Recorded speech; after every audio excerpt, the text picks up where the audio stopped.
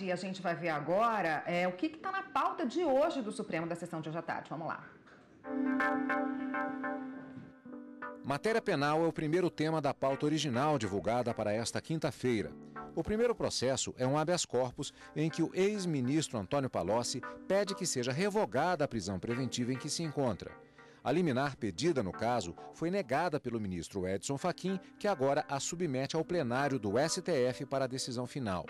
Em seguida, uma questão de ordem em ação penal em acusação de crime de captação ilícita de sufrágio em campanha para a Prefeitura de Cabo Frio. Agravo regimental em petição é o terceiro processo sob o tema matéria penal, onde se discute se o STF é competente para processar ação de improbidade contra agente público, no caso, o ministro-chefe da Casa Civil da Presidência da República, Eliseu Padilha.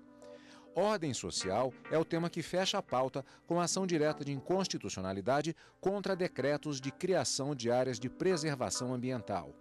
Mais informações sobre a pauta de julgamentos no site do Supremo Tribunal Federal, stf.jus.br. Gisele, um assunto muito importante em pauta hoje, que deve interessar muita gente, a todo mundo, inclusive, foro privilegiado, né?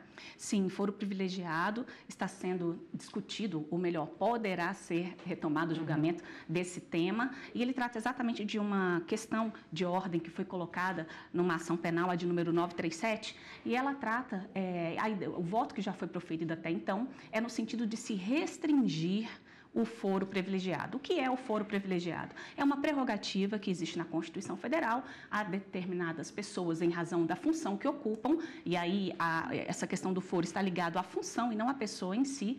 Então, presidente da República, vice-presidente da República, deputados federais e senadores, eles devem ser processados e julgados criminalmente aqui no Supremo Tribunal Federal. Então, é um exemplo que eu poderia dar de foro especial por prerrogativa de função. Então, a ideia, isso que já foi proposto pelo ministro relator, foi no sentido de restringir o alcance desse dispositivo da Constituição Federal que assegura o foro por prerrogativa de função. A ideia, então, é que esse foro só seria concedido para aquelas pessoas que tivessem praticado crime no exercício do mandato e que tivesse relação ao desempenho daquele mandato pelo qual a Constituição Federal estabeleceu um foro por prerrogativa de função, um foro privilegiado. Então, foi nesse sentido, inclusive, que já foi o voto do ministro relator. Dois pontos também são discutidos aqui, neste caso, e isso acaba sendo discutido, Érica, porque em diversas situações, muitas das vezes, toda vez que o político muda de cargo, isso automaticamente gera transferência dos processos para outras instâncias.